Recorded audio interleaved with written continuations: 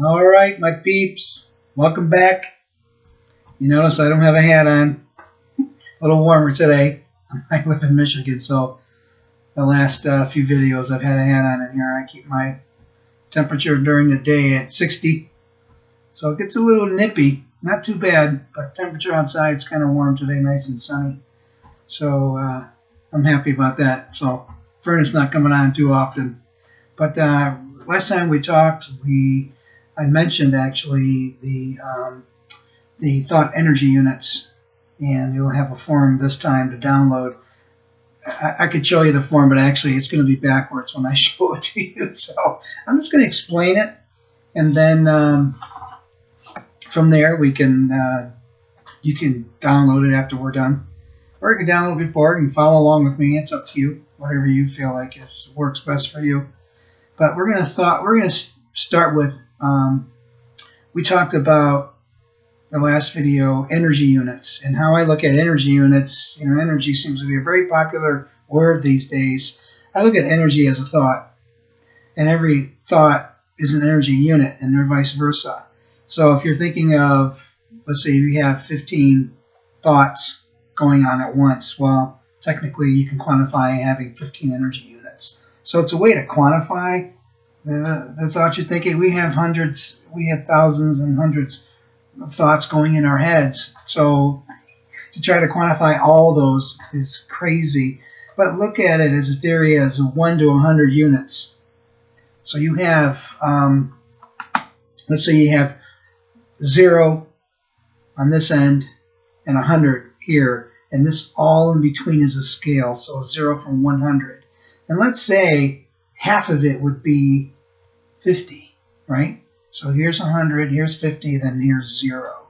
So imagine half of that would be 50 units. Well, let's say those 50 units are being subtracted or drained from you by your energy drainers. And as we discussed, the energy drainers in this case are the automatic negative thoughts that just pop in and wreak havoc on your not only in your mind but also in your conscious life if you put those thoughts into action, which could lead to chaos and not so happy things happening in your life. So think about that for a minute. So what if we could, for instance, find a way to help acknowledge those ants where they're at this end of the 0 scale, a few energy thoughts, not so much to consuming your conscious level, but just enough to say, you know what, I hear you.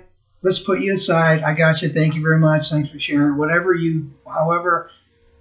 you feel that you need to actually confront them in a way that acknowledges them. So, you know, I feel pretty good about that. Here you go. Here's 3 of them. Thanks for sharing, and moving on. So let's look at thoughts as energy units and how these automatic negative thoughts, 15 common ones that we know of, that psychologists know of right now, taking over, thinking and doing all these things in your head, and it's like it can be pretty exhausting before you even create anything. I mean, that's the key. So the whole idea is help acknowledging so that you can shift your attention, your thought units over to more productive things. You know, whatever that you want to accomplish today, rather than being bogged down by these internal energy drainers, which we call, at this point, automatic negative thoughts. So I think that by understanding that helps a lot of alleviation of, you know what, I'm going to give you some thoughts, some energy, but that's it. And then diverting those energies to things that you really, really want to do. So then the next area on the same form that you'll see is I drew a circle. I think I mentioned this last time. I drew a circle, I cut it in half, and I put conscious on the top of the circle and bottom for subconscious. And you can unaware, aware. It depends on how you want to look at it. I like using conscious and subconscious because we know sub means underneath. So that's why I chose that particular label. So the conscious is, you know, we think and we use feelings to help make our decisions, create actions that we need to do. And then our subconscious is basically, this is my own thinking, and I read, you know, a quote from Buddha that Buddha says that our subconscious is the sum of our thoughts. And so, think about it. It kind of makes sense because think about it for a minute. As I mentioned in the last video, when you got up this morning, did you think of all the different steps that you had to do with the variety of different actions that you took? You thought of every single little step that you took. And I don't mean physical steps like you're walking. I mean taking your right hand and grabbing the drawer knob on your maybe vanity cabinet and pulling that towards you 12 inches. I mean, we don't think of that. We just automatically redo things, right? That's the power of the subconscious. And so although it can help us, it can also not help us, because then we get into these automatic habits, either in the way we our bodies, we don't take care of our bodies, or maybe we're in these relationships that just, they're not optimal, and you know that it isn't, but the habits, you just keep going back and forth with them, and so it becomes this vicious cycle of, yes, I want to be it, but no, I don't, and so it's in this cycle of, in the state of confusion and consciousness, automaticness of things. So how do you break out of that automaticness? And that's to become more conscious. So you're going to learn a process here in a little bit, not today, but in a few videos coming down the road. The belief model is going to help you do that. It's going to help you say, you know what, man, I've done this particular thing. I've got this feeling associated with it. I acted it out. The results was terrible. The feedback is, do I really want the same thing again? And it's either yes or no. If it's terrible, you got to change the way you think and feel. It's the only way your behavior is going to change. So how the ants affect this, or the automatic negative thoughts, they're subconscious. They're popping in automatically. Here's your primary, then you have all your other ones kind of hanging around the backside here. Look like little antlers, right? So you're like, they're right here looking. And as soon as a trigger, aha! They pounce on it, depending on their intensity energy level. So the key thing is to understand that they're subconscious. You can't see them unless you start watching your behavior, because every ant has a word association, or even a set of words or thoughts behind it. Every single ant has that. So when you say, oh man, I just went to the jumping to conclusion ant, I thought and felt for that person. I don't even know them. But I'm thinking and feeling for them because I know what they're thinking. So you're kind of a mind reader now. So the key thing is understanding that it's really important when you acknowledge it. As soon as you recognize that, oh man, I just did that ant. Holy smokes. What would I do next time? Well, I don't really know what that person's thinking. But you're doing this all in your head. You're not just speaking out loud. People are thinking like, who's this person, a mime? And they're getting all excited. Like, we better call an ambulance, man. The white coats. This person right here is going nuts. So I don't mean doing all that, but this is all going in your head. This is all happening in your head. So the key thing is, if you were to take action on that, you could say to that person, I know what you're thinking. He's going to say, what, are you crazy? I don't even know you. What do you know? That's the action component, right? You not only said it in words, I know what you're thinking, but you're directing that thought to a person, right? So that's what I mean. And every single time that you acknowledge an automatic negative thought, it diminishes in energy every time. So eventually you'll get so fast at it, it's like you might give it 1 or 2 energy units and that's it. You move on. You're like, wow, I'm not going that way because it's not going to happen. Or you're going to go this way, or whatever way you decide you're going. You can decide at that point if it's going to be optimal or not. So now you're becoming your own predictor. You're like, wow, I can choose to act this out, but man, I better not. It's not my course of action right here. So rather than making it real, which in our heads, it seems like it's real, right? I mean, it's like, oh, yeah, I'm thinking it and I'm feeling it. It's got to be real. Well, guess what? Feelings don't know if your thoughts are real or not. They're not there to say, oh, yeah, they're feelings. They're filters. They're like, I'm just letting you know. It's not yeah, it's true. So I think it, so I feel it. So it must be true. It isn't. It isn't. So that's what I'm getting at. So that's how I look at the. Then if you were to break the subconscious down, I mentioned this in the last video, and I'll kind of recap a little bit. I look at the mind. If you look at the circle right here, the mind is like the external or the internal component. It's the actual area where thought is created. I'm not without going too deep into the the chemical transitions between how the energy is transmitted. But let's look at that. Pure energy is transmitted. I mean, did you know that the human body creates 1.5 volts of electricity? I mean, that's what your electrolytes help do. Your potassium, your sodium, your chloride. They all help you, calcium. Those are all electrolytes that keep electrical connections or the current going. Your heart works on that. That's medical doctors are able to measure the current of your heart by electrocardiograms. So that's how they're able to measure. And electroencephalograms help measure the energy, electrical energy that's happening in the mind. So our body does create energy. It's literally electrical energy. So what I look at when I look at energy or thought is pure energy. That's after all the physical and all the chemical interactions coming together to create a little bolt of electricity.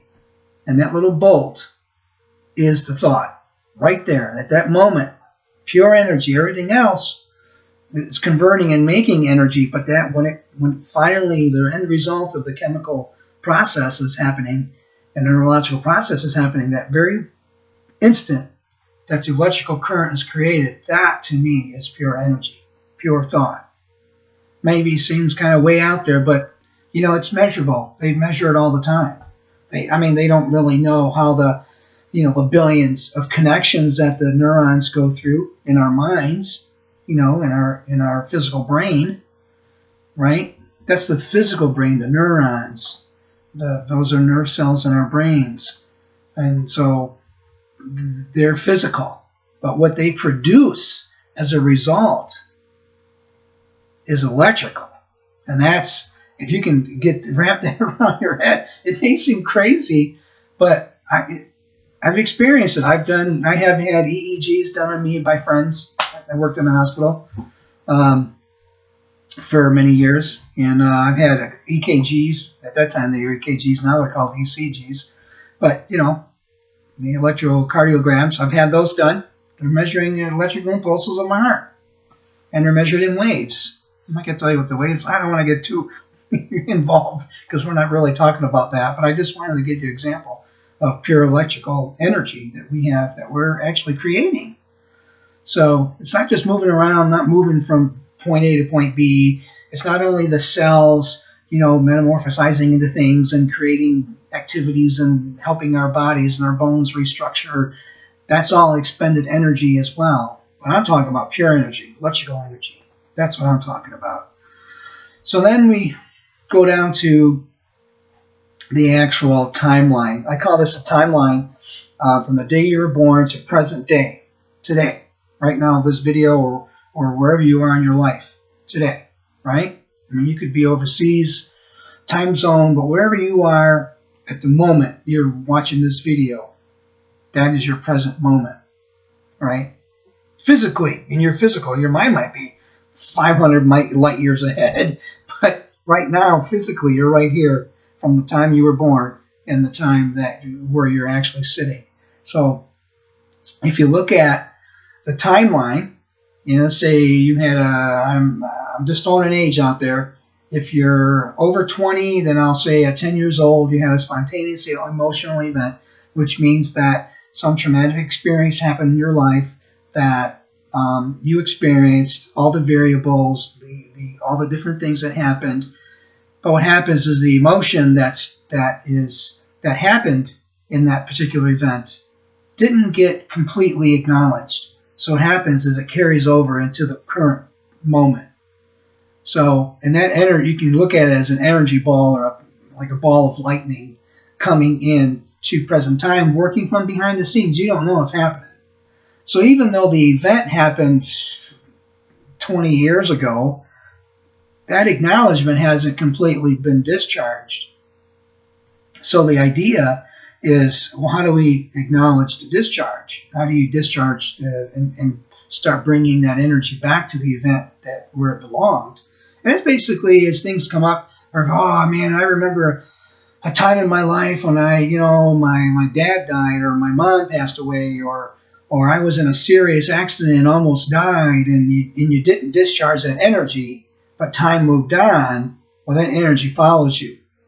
And it's an energy drainer, believe it or not. It does consume your energy, and that ball of energy, as you go through your life, expands if you don't acknowledge your energy, the emotion behind it. That's what I'm saying. Feel the pain and do it anyway. You have to feel it. You can't just push pain and say, oh, let's try to minimize pain or make it insignificant. Or that's when you energize it. But you feel it. You know what? Yeah, it stinks. Someone dies in your life. It's very important. That is a terrible thing.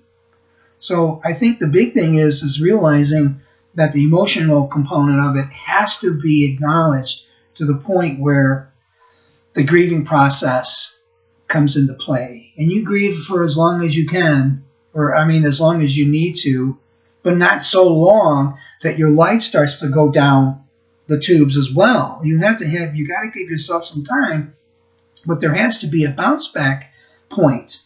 If you grieve for 5 years, you can't take those 5 years back. They're gone. So the point is, look at it as mentally and emotionally, I'm going to grieve for X number of days. And at the end of that point, it's like, do I feel satisfied? Do I still feel this uneasiness in my stomach? You know what? Maybe you need a couple more days, or maybe you need another week. I don't know. But the point is, you need to make that call. But to say, this person just passed away and make it insignificant or minimize it, you're going to carry, that's just going to grow eventually over time. So that's handling that event, is every time you say, I'm going to grieve. It's too bad. I would really like this person. Or maybe you were in a serious car injury or accident or a bike accident or some whatever traumatic experience it was for you that was really emotional would be considered a spontaneous emotional event. You notice the word spontaneous. It's not something you planned for. You didn't plan that guy to T-bone you in the middle of the highway or on the intersection, right? That's spontaneous. Like, boom, where'd that guy come from? Or whatever, right? So that's what I mean, is taking those emotions or that energy and try to keep it as close, or even at the event, that energy belongs to that event. So that's how that spontaneous emotional event works. But what happens is that emotion is that particular energy is energized by the automatic negative thoughts as well. So all the negative things that happened in that event gets magnified. So that's what I'm talking about is, when we start acknowledging it, little by little, we're going to start decreasing the size of that energy bolt or cluster or whatever you want to call it, and start making it smaller. So that way you're freeing up, every time you shrink that emotional energy down, you're actually freeing up more energy units to do other things. So that emotional energy isn't consuming you, rather than you're saying, okay, you know what, rather than trying to control you and push you down, I'm going to suppress you and squash you here, and I'm going to just hold you down forever. Good luck, because this is going to push back, and it's a lot of, so now you're diverting energy units to that. Free them up. Free them up to go do the things you love to do, the things you like to do every day. So, and so it's really important. So when you start to handle those things, in time you'll start feeling a little bit more at ease. You feel like, and when you're more at ease, you have a tendency to have more clarity, because guess what? You're beginning to acknowledge those suppressed emotions that belong into the event that happened a long time ago. It's not the event You can't change the event. All the variables in that particular sequence, in that order, the way they happened, you can never change that. But what you can change is the way you perceive that event today. If it's still haunting you now, but in the back of our minds, we don't know that this is happening. So this is the key, is realizing that if you realize that, you know what, I am going to acknowledge this, and I am going to be aware of, next time I do that particular automatic negative thought, where's that? You don't need to know where it comes from. That's why it's automatic. We don't know where that is attached to, what event that's assigned to, where the pain is that's assigned to. All we want to do is acknowledge that you just did it, and eventually you'll get faster and faster and faster and faster, and before you know it, you won't even act it out anymore. Or you can say, man, I just did my aunt. It's like, okay. But you didn't create a scene or a chaotic incident out of it. That's the difference. You've changed the outcome. By revisiting and acknowledging the way you think, you're revisiting your feeling about it. You created a behavior that didn't create a big scene. The result is you're a little happier because it's not as chaotic. And the feedback is, you know what? You're going to think and feel the same thing that you just did, and then you're going to get faster and faster, and eventually your outcomes will be even better. You won't even create that particular incident. And if it does, okay, I did it. All right, I'm human, but you can't. The thing is that you have to be careful not to minimize what you just did. Because see, if you say I'm human, for instance, right? You're not actually refuting the negative or the automatic negative thought. You're really minimizing its energy. It's like, oh man, I just did my jump to conclusions. What can I do next time to catch myself earlier about thinking and feeling for other people? And then you can say, well, I'm thinking and feeling for that person right now. And that's something that I really want to do. That could, if it works, you'll know. Because here's how it works. You don't do it. You don't say it. That's how you know it works. If that particular thought, or that opposite of what you just thought of jumping to conclusions, doesn't create a behavior, or doesn't manifest in behavior, right? Then you know that worked. That's your key. But if you say something and you go do it anyway, that's not it. It's not going to work for you, because the automatic negative thought didn't believe it. So that's why it has to be real for the automatic thought to say, you know what? You can even say, thank you for sharing. I appreciate your feedback. Something like that says, okay, you acknowledge me. Because remember, we don't know where they're coming from. They're in the past somewhere, right? They're in the past. We can't pinpoint the exact event or situation that it came from originally, right? But every time that you acknowledge that particular aunt, it goes down, and another one might pop up. You might have 2 or 3 that are up there, but the jumping to conclusion, automatic negative thought, or aunt is the one that's primarily doing all the controlling.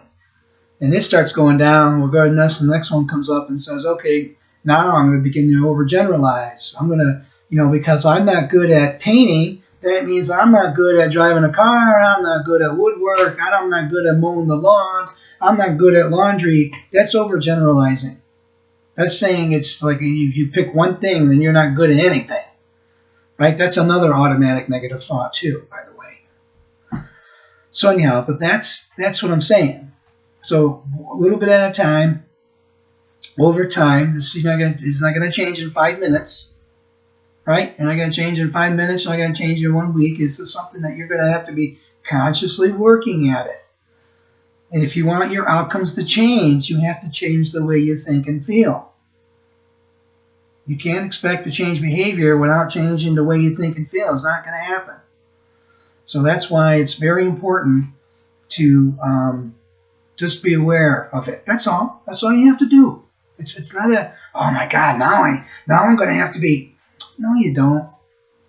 You could be at dinner tonight, and all of a sudden you're talking to your friend. Well, and then you might even say, well, John or Bob, well, I know how you feel.